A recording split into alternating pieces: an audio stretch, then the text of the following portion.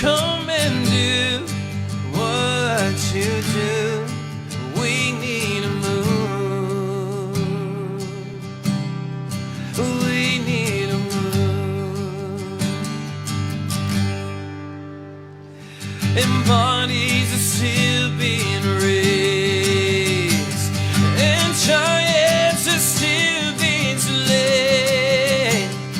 And God, we believe it. Yes, we can see it. The wonders are still what you do. We are here for you. Come and do what you do. We are here for you. Come and do what you do. Set our hearts on you. Come and do what you do. 'Cause we need a move. Yes, we need a move. And miracles happen when you move. Healing is coming in this room. Miracles happen when you move. Heaven is coming. Miracles happen when you move. Healing is coming in this room. Miracles happen when you move. Healing is coming. Miracles happen when you move. Healing is coming in this room. Miracles happen when you move. Heaven is coming. This is a move. So we are here for you. Come and do what you do. We are here for you. Come and do what you do. Set our hearts on you. Come and do what you do. This is a move. Yeah, this is a move. You are a move. Lord, you are the move.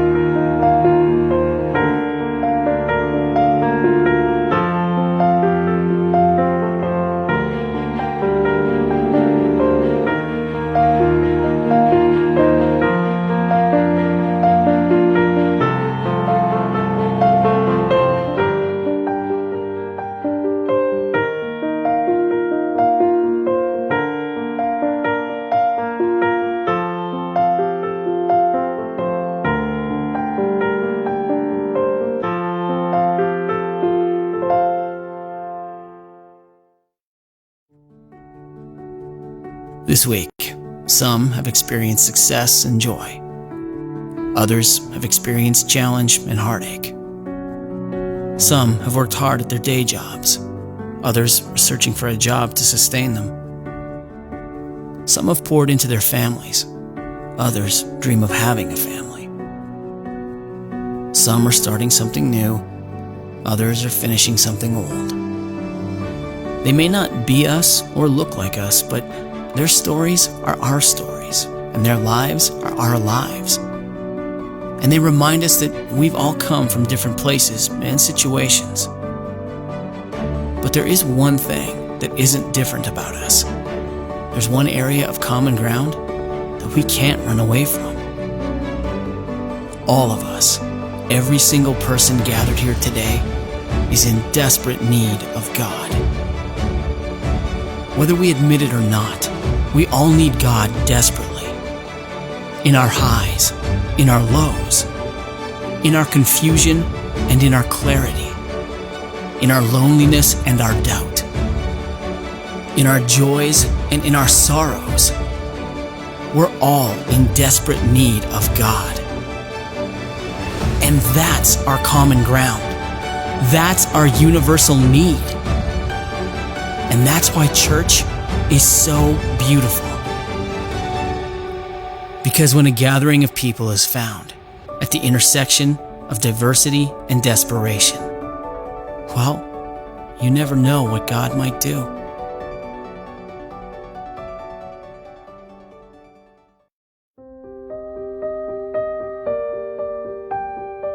We are like clay, static, unrecognizable, nothing. A formless mass with no direction, no purpose, no meaning. We are like clay, pliable, movable, moldable. In the hands of the Creator, we can be changed, made beautiful, given life. Nothing becomes something extraordinary. The transformation takes time. The process is tedious, difficult, painstaking. But soon, we see the beginnings of something wonderful. The formless takes shape. The unrecognizable finds its identity. The meaningless is given purpose. From nothing comes beauty. We are like clay, each piece different than the next, given unlimited potential in the hands of the potter.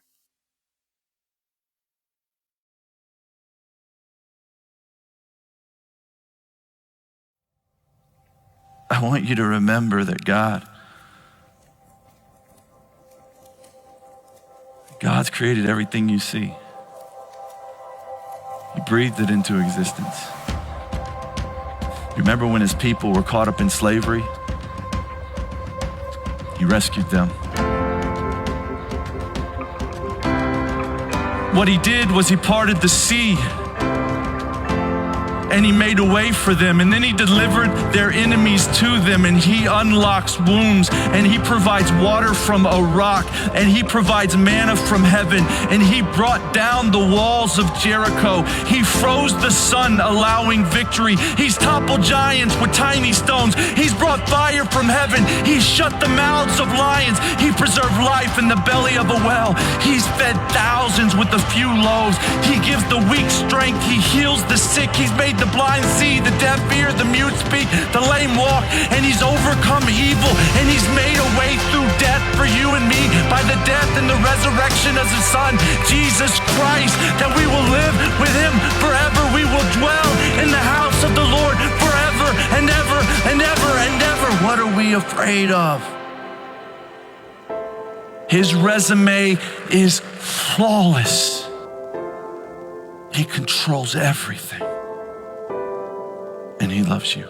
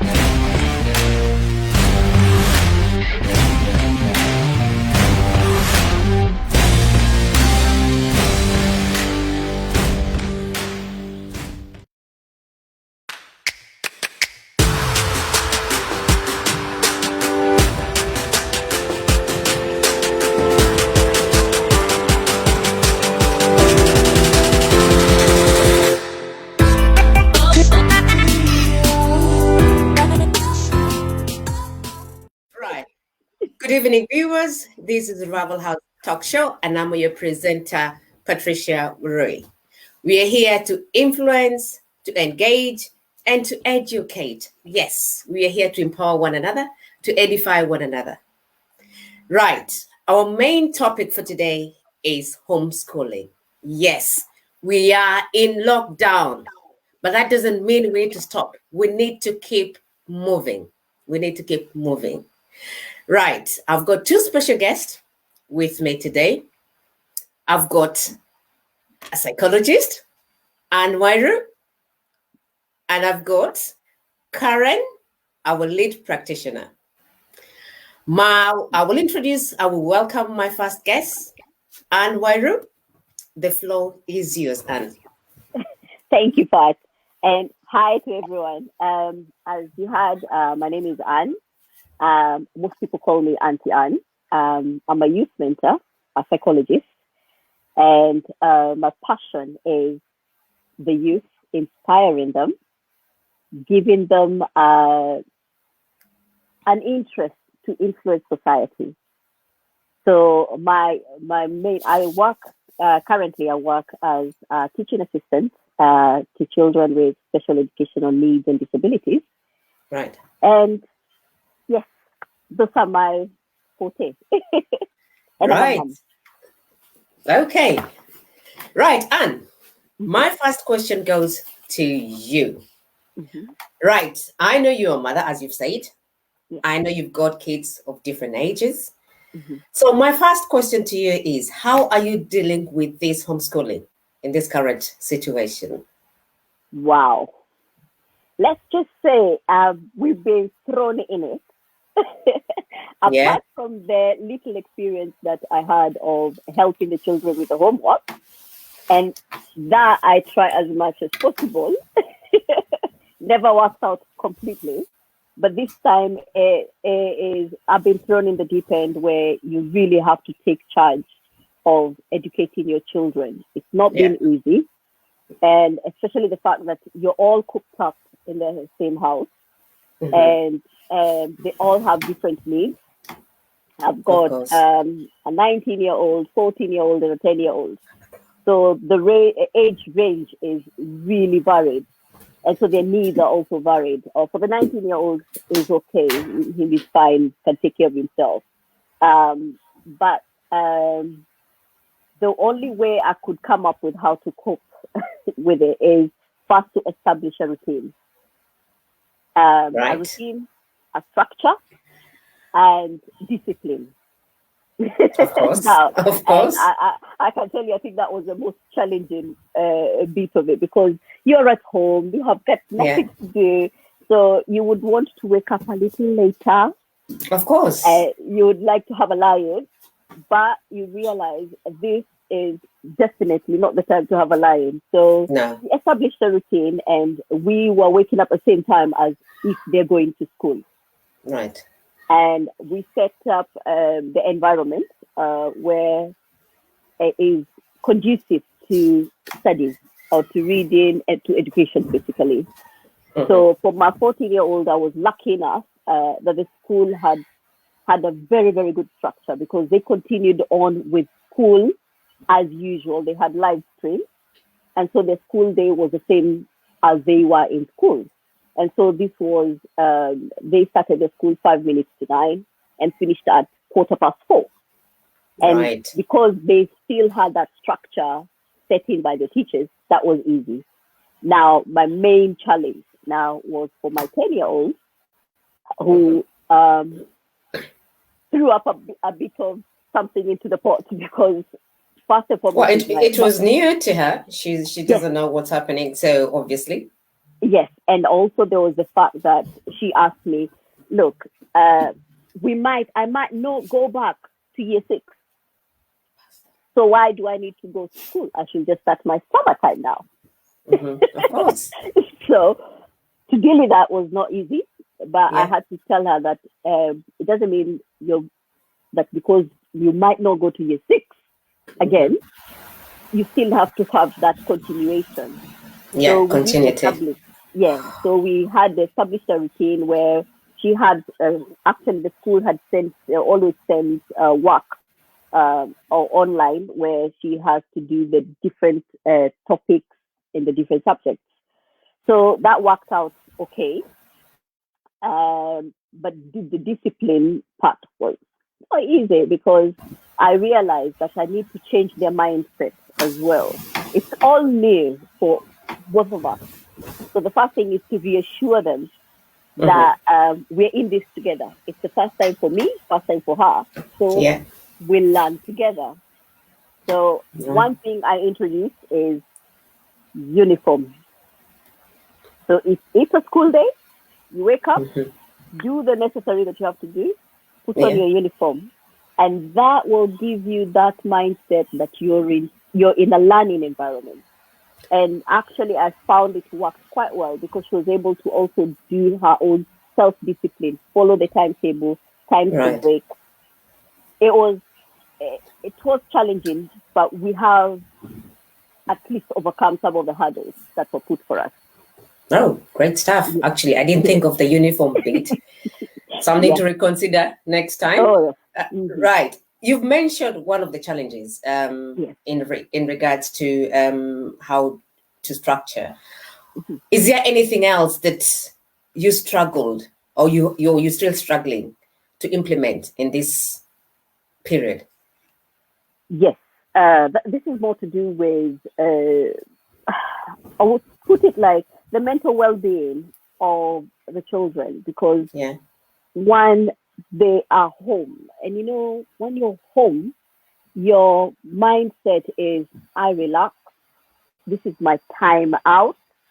But now to use that time out and turn it into something that you need to be educational about it was difficult to start with. And so I'm still finding that challenging, even for myself, because one thing, working from home is totally different. It is for everyone. Totally different. So it's about putting our mindset to be in an environment where it's alien for us to be doing the things that we're doing. Right. But once I discovered Joe Weeks, as I know most of the households have discovered, PE with Joe Weeks, that has helped quite a lot because it has established the routine. It has established a routine for us where it's every 9 o'clock, I do the exercises with my 10-year-old, including myself. That was challenging enough. Mind you, I don't do that many exercises, but I did. I am doing. So it was a change for me. But that helped, and I was actually stimulated and gave energy to the kids that when they sat down for their lessons, they are already stimulated and they can't go back. So it's onwards and upwards. Right. So the exercise, it's kind of preparing your mental well-being to support you to engage or to carry out the structure during the day. That's right. That's correct, yes. Right. I can see you're holding all together. Everything is every piece is coming out very well. As long as you don't remove that stitch. Right. Okay. My last question to you, Anne. What do you think? What are the ways that we can prepare and help to ease the struggle? Because I believe, obviously, as you've mentioned, the challenges and the issues that you're going through, and I'm sure you're not alone. This can be resonated by all parents, I myself included. How do you think we can prepare ourselves to ease the challenges and the struggle we're experiencing at this current moment? Right. I would, first and foremost, we need to look out for, as adults, we look out for the signs of stress and we actually learn how to manage the stress and anxiety that especially our children are going through, because this is something so totally new. They're not able to have to be with their friends. To that physical touch is not there, and so the stress levels could be quite up. And at the same time, let's not forget that we've been banging on about to our children, get off the gadget, don't do the gadget Oh, yes. now. Oh, And so now we are in a reverse role where when your child is on their gadget, it's a way of distressing because that's the only way that they can be able to communicate with their friends.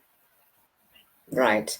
But how do you manage that stress of this gadget was previously frowned upon, but now it's being encouraged. So you need to have a balance of both. Right. And also as a parent, let's not ignore the fact that anxiety, the mental well-being of our children is affected. So there's a few pointers that you could look out for. And these signs include the child being withdrawn. If you see signs of the child is withdrawing, try and include them into any conversation, because right now, if you're all together in one place, you're basically climbing over each other. Of course. So try as much as possible. And I think the one thing that I learned as of last week is how do you remain relevant to these children as a parent now? When you're as a parent, and as a teacher, because I think you're doing both. Yes, you're doing both. How do you remain relevant? And one thing I've come up with is if you've got older children who are in the teens, you know those old movies that you used to make, DVDs or recordings, video recordings. Please, Anne. You're taking us back to the 50s. Yes. So what we're doing as a family in the evening are like something to bring us all together. We're putting on the old DVDs, the old movies of when they were kids. And that kind of releases the stress that they have because they go back to seeing themselves when they were kids. And so they see the milestone that they have gone. Where they've come from. And laughter comes in. Exactly. So when you have laughter, there's a decrease of the child being withdrawn and going into their room. Yeah. So those are some of the things, and also speaking to them and let them speak about their worries as well. And you'll need to actually be ready to hear things that will make you uncomfortable. Right. Because before you could go out and come back and think about it, but now it's here and now. So it's a really complicated journey for both the parent and the child, because this is something new, because now they have you to their faces, so you have to answer their questions. But reassure them and also explain to them that this experience is new for you, new for them. So you take the steps. And they're not alone. We are in it together. Yes, you're in it together. And we'll overcome it together. Yes, right. exactly. And my last question, I know, what has been their feedback? What have they, of course, you've had a conversation with them. What is their feedback? How are they coping? How are they dealing with, how are they coping? How are they dealing with it? Wow. How do I put it? It's been enlightening for me, because one thing that has come up mostly is how I get involved with them. And for them, I think it has been fun, because whatever thing they embark on, because we're doing a lot of creativity, like cooking. And this one you have to use as a parent. because, sure. because there are chores to be done, because chores don't stop. Yeah. But how do you make these chores become more relevant to them without them moaning about it? So you make it creative, make a timetable for them, and also you yourself get involved. So the feedback I've gotten is they are understanding, because now they've kind of established in between this time and this time, this is what we're doing. And after this time, this is what I'm doing. And it's me to take up. I don't need to be reminded. I'm going to do it. But coming up with weird things like baking and letting parents let go, let them bake, let them make the mistakes, let them mess that kitchen. Let them burn their fingers. And hold it. Hold it. It's a lot of strong will that is required as a parent when you're seeing your kitchen looking like a disaster. But these are the little things that make life normal for them. And they are appreciating with that one. And it becomes not a chore, but it becomes a task that they look forward to doing because they do it totally different. And also the very fact about exercising together, that's very important. I think probably I keep going about it because it's the first time I've ever done exercises with my children. I hold my hand up. So this lockdown has done you great. Yes. So I'll by the end of lockdown, it will be fantastic. And we're going for walks together, something I could never have gotten them to do. So with our Boris 30 minutes, we're calling it, we're going together as a family. And that brings you closer together. Right. Yeah. And also, I think it's kind of, they're saying they're not left alone. Yes, exactly. And I think that is the driving force. Thank you, Anne. That was very insightful. I've taken 2 or 3 points to practice. I've got 2 girls. And yes, I think the Joe Witch exercise will commence ASAP. Thank you, Anne. Very much. My next guest is Karen. Hi. A teacher and a lead practitioner. Right, Karen, welcome. The floor is yours. Okay, what would you like to know? Right, Karen, as a teacher, my first question to you is, how can we adjust? What is your advice to us, parents? How are we going to adjust to the routine and flexibility of this homeschooling? Okay, so the first thing that I would say is, as Anne has quite rightly emphasized, that the most important job that you still have is that of being a parent. And so your kids are going to be looking up to you for guidance through what is really a nationally difficult time. I mean, these are unprecedented times and everything is changing. And, you know, we've never been through anything like this, and neither have they. And you don't want them to become fixated in a state of fear. And so one of the best things that Anne said absolutely is routines. So I wouldn't just be talking about routines to do with school. I'd be talking about routines to do with home, because something that affects many children anyway when they come to school are the normal household routines and also what they're exposed to. So I'm pretty sure you've seen a lot of social media notices about things like exposing your children to too much news, exposing yourself to too much news, you know, just having constant like Sky News or BBC News or something in the background, constantly doing COVID-19 updates. Like that is going to instill a state of fear. And so, you know, one of the biggest things I would say as a teacher, and, you know, when those children come back to school, you know, this is going to be part of their normal vocabulary. It doesn't matter if they're 4 years old or if they're 24 years old. They are going to be thinking, as people who've been through the education system, that there's things that can happen that can ruin their education. And you want to keep them calm. You want to keep them stable. You want to get routines in place, exactly like Anne said. Bedtime routines are so important. Waking up routines, self-care routines, self-cleanliness, hygiene. Just the normal eating routines as well. Exercise. I love how much you're emphasizing exercise. Really important. You know, things like Joe Wicks, but, you know, as well as doing Joe Wicks, I heard her say that she was also taking her kids on walks. So that's really, really important.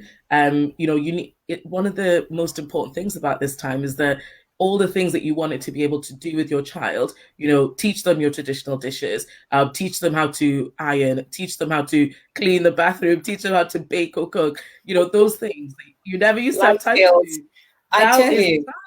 It must be like life skills. You know, how many children go off to university and can't budget? How many children go off to university, can't cook, like, can't plan a menu for a week and go shopping, use these moments as educational opportunities for your child so that, they actually come out of this stronger rather than come out of it fearful and anxious and so on. And, the anxiety is going to come, and there's actually a lot of support out there. There's a lot of support on social media. The NHS has emailed all schools. So my school have put on our website and emailed out to all parents how they can get mental health support from the NHS. They're offering live support, through video or through email. And so, just think, if you're not coping at home, there's help out there. Just look for it, you will find it. And then, something that maybe we haven't talked about much is the financial impact of this. If your family are a little bit cramped, or there's a job loss at home, or you've been furloughed, like that is going to affect food at home. It is going to affect resources at home. And so I think having some conversations with children that explain what's going on so that they don't feel anxious and carry this with them forever, those are important things. Yeah, and I think you've emphasized on a very important issue. If you're struggling, there are resources, there's support outside there that can be accessible. And actually, I work for Youth Offending Team, and these are the things that we've been working with parents, advising them. Because when you stay indoors, you're not talking about what you're going through. You're going to stay there. Yeah. And the services are out there. Please, parents, access them. Absolutely. And one of the most... go on. Yeah, go on. No, go on.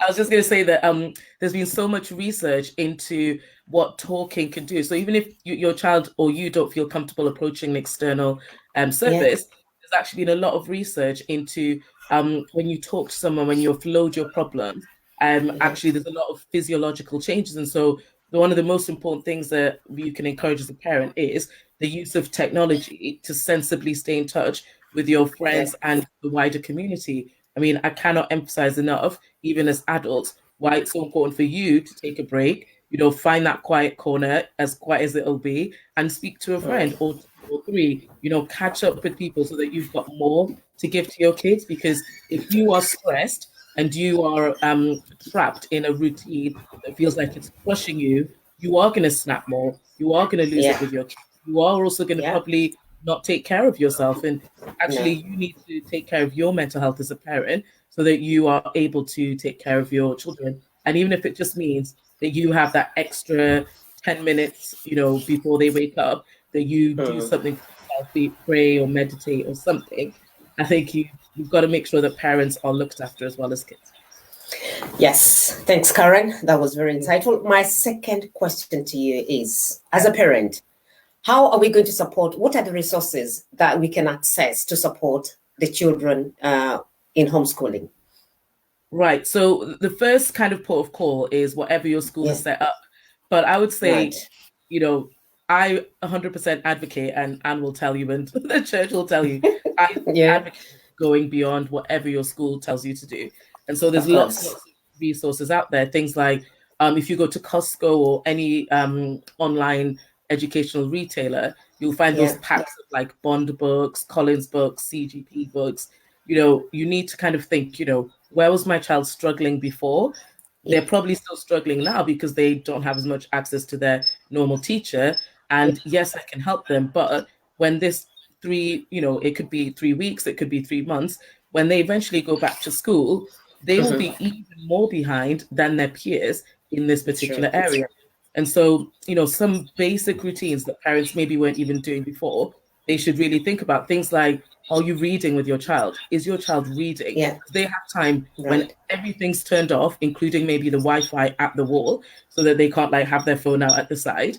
And you actually, as a family, sit down and read. Like, you might want to read a newspaper, just technology-free time where it's books. You might want to have that a few times in the day, either in the morning and in the evening.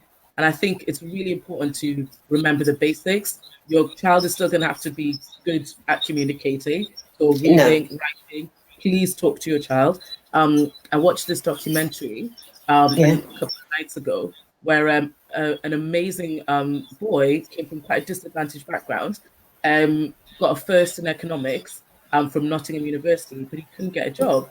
And as the documentary progressed, it turns out he didn't know how to talk in an interview. And so one of the things that maybe, Anne is doing with her children, and all parents should maybe think about, is conversations at the dinner table, conversations where you're walking, if there's something in the news other than COVID-19, something they've read, something that you want them to think about for the future, still get them to think about what universities do you want to go to, what courses do you want to study, pick a book, read as a family, those kind of things. So I would say the resources that you need to be thinking about are beyond the classroom. I mean, all the galleries and museums have all got virtual online tours for free available.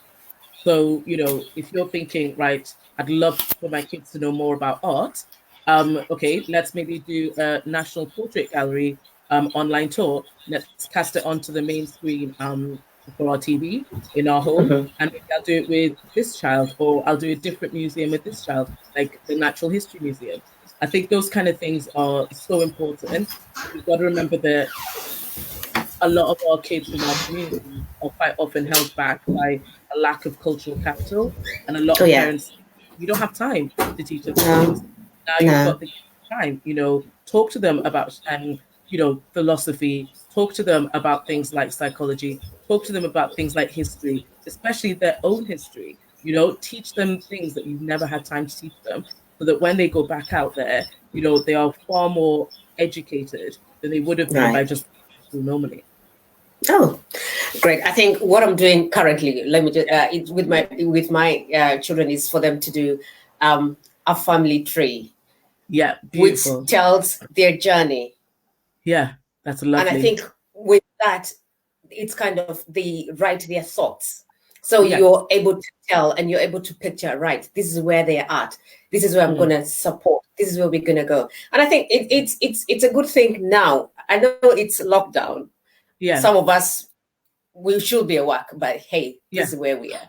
And I think for me, it has been a great experience that I've been at home 24/7 with them. And I think you've mentioned one thing, routine. It's a great thing to have routine at home. Absolutely. Right. My other question, Karen, I know we're not going to be in this situation forever. True. Well, we're coming out, transition period. How are we going to support this kid moving forward? Well, Anne mentioned something that's so important, which is mindset. If you can talk to your children regularly about what the world is going to be like potentially after the lockdown. So, financially, things are going to change. Economically, things are going to change. In terms of education, things are going to change. They're going to have to go back into the world, and it is not going to be the same place that you left. And so one of the most important things, I think Anne was talking about her daughter saying, I might not go back into year 6. But I want to tell you now that when you get to year 7, whatever school you get into, you're going to have to do a baseline test. And that baseline test is going to be very heavily influenced by what you should have learned in year 6. And the outcome of that test is going to be how the school tracks and measures your child from, when they start until when they end. And whether or not Anne's daughter is aware of it, her SATs are being decided by her teachers. And so, that's totally out of her control, as it would have been anyway. But what is within her control is what happens at the start of year 7. And so if she becomes complacent or lackadaisical, she's going to end up starting year 7, maybe even lower than what her teacher said she would be. And then she's going to end up in the wrong sets or low sets. She's not going to be able to access the same educational opportunities. And that's going to haunt her all the way through to her A-levels. And so working on the mindset of your children, really encouraging them to think, you want them to go back ahead. I'm especially talking to parents whose kids are in year 10 and they're doing GCSEs or starting them, who might be going into year 11. They're losing such an important term. The term when maybe teachers would be switching from focusing on year 11s and now starting to focus even more on year 10s. And then there's things, for example, like if you're in year 12, you are going to be tested when you go back to check if you are allowed to stay in that school to do year 13. If you are in year 13, you're going off to university. Yes, you'll be potentially awarded your predicted grades or whatever it is your school decides.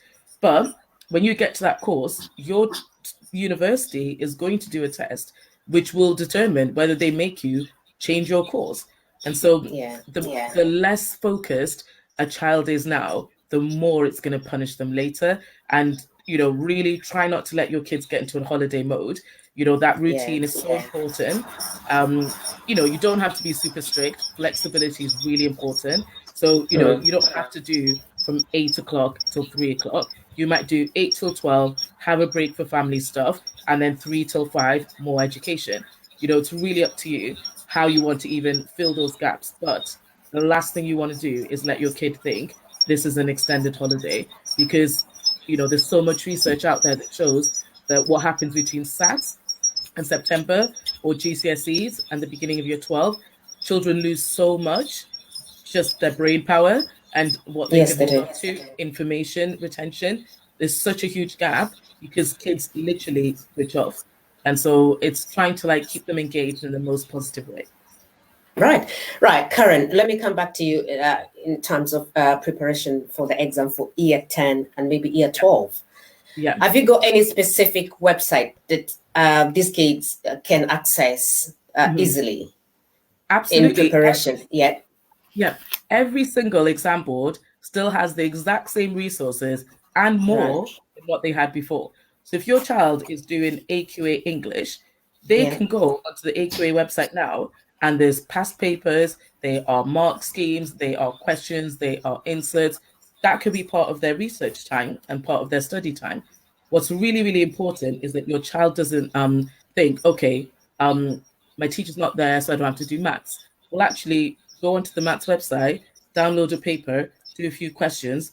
You can self-mark them, or your parent can download the mark scheme and mark them. So whatever courses your child is on, all the examples still to this day right now have the exact same resources they had online before. And so I would really encourage parents to get familiar with that, and don't be afraid to contact your school. If you have no idea what exam board your child is doing for a certain subject, I mean, I've had parents email me, and I just, I ask the teacher contacts in my school, and I email them back and say, yeah, your child's doing AQA this, EdXL this, and just get that information, because you have to really empower yourself as a parent so that your child does not slide, because every teacher is expecting for children to come back worse than they left. So the most key important here is consistency. Yes, yeah. To be consistent. And and be totally creative. Depending on your relationship with your child, they might be expecting for you to try certain things. So they may know your style already.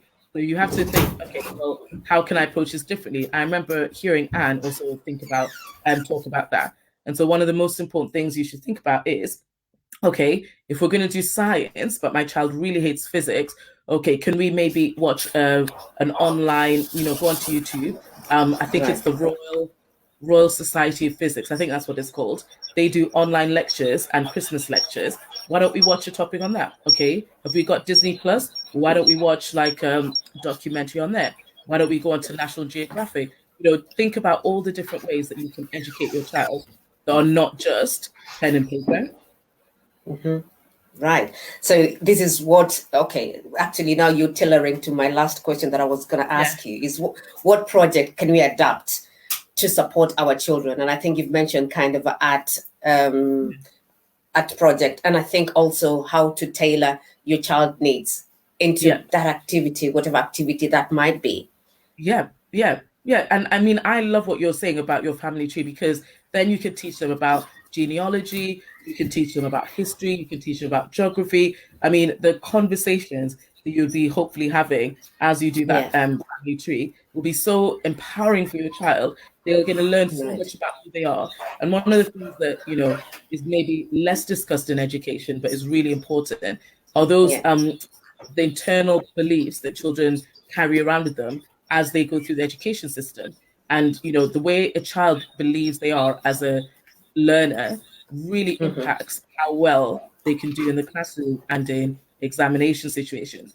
And so really work on empowering your child as a learner, as somebody who can access information, somebody who can discuss what they've learned, and think of fun things to do. Like, you may not have the resources to create a volcano at home. But why can't you watch a documentary on it and actually talk about it? Pause the documentary, talk to them, and then say, okay, where in the UK or where in the world do you think that those kind of rocks exist?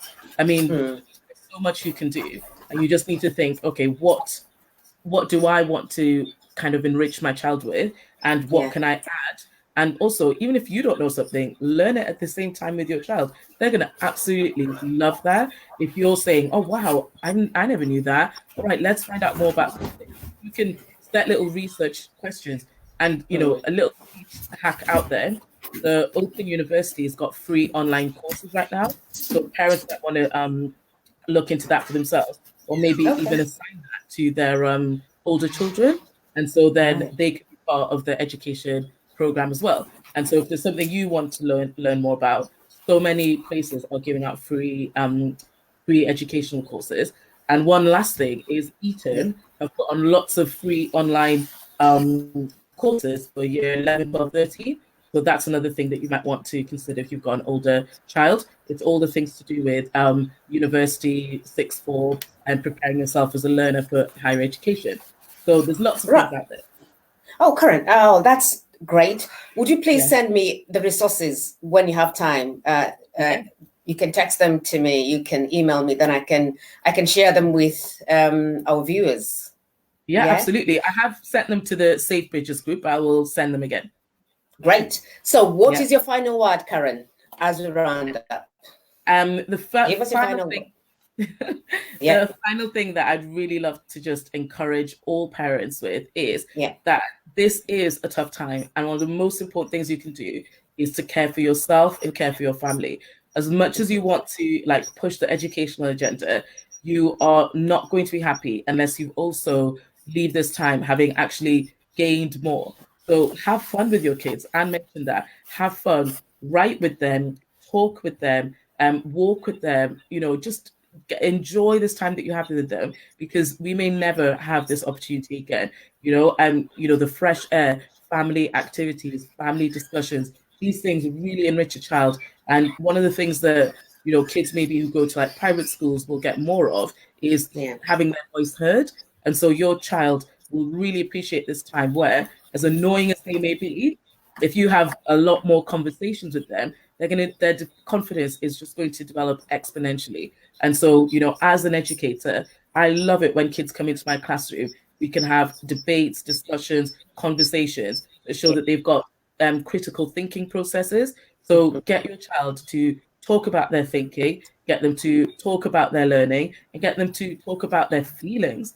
Because one of the things that everyone's going to be affected by, mentally, when we come out of this, we're going to be in a state of shock. Oh my God, we can touch each other. Oh my God, we could touch the railing. Oh my God, we could eat in a restaurant and share forks and knives. This is going to be a bit of a shock to the system. And what you might find is that your child might actually develop quite negative habits around over cleanliness and OCD. You want to just explain, the more you talk, the better this will be. So explain things to them, explain why this time has to be the way it is, and also think about what kind of child you want at the end of this. Thanks, Karen, for your time.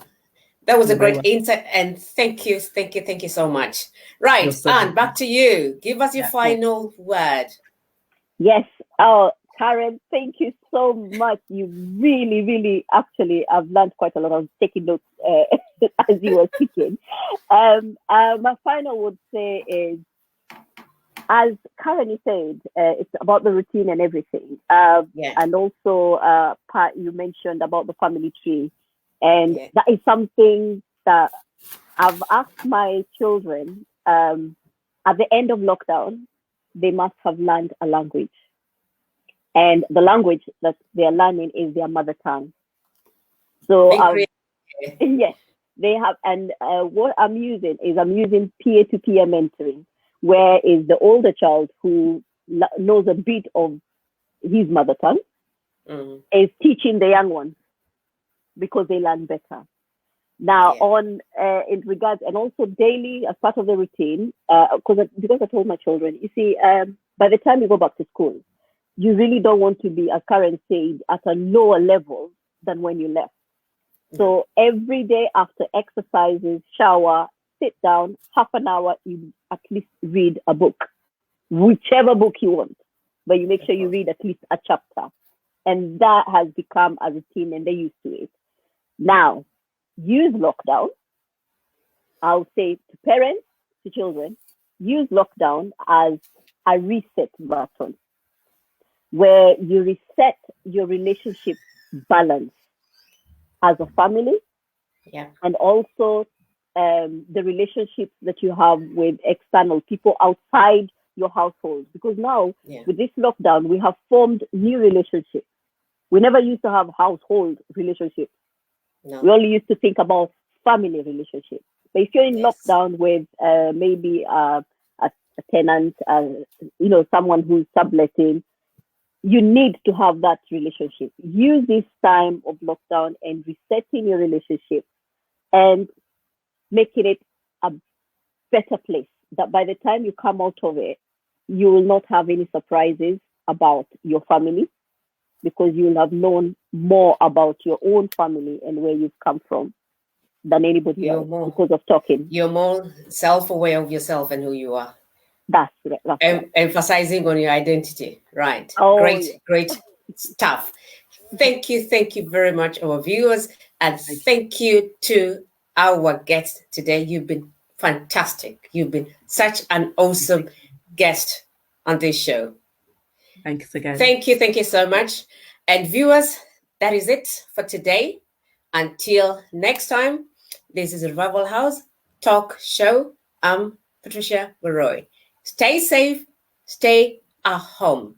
Know that you're not by yourself. As you've heard from the professionals who are our expertise, you need to be encouraged. I am encouraged. I've been motivated. Until next time, take care and stay at home.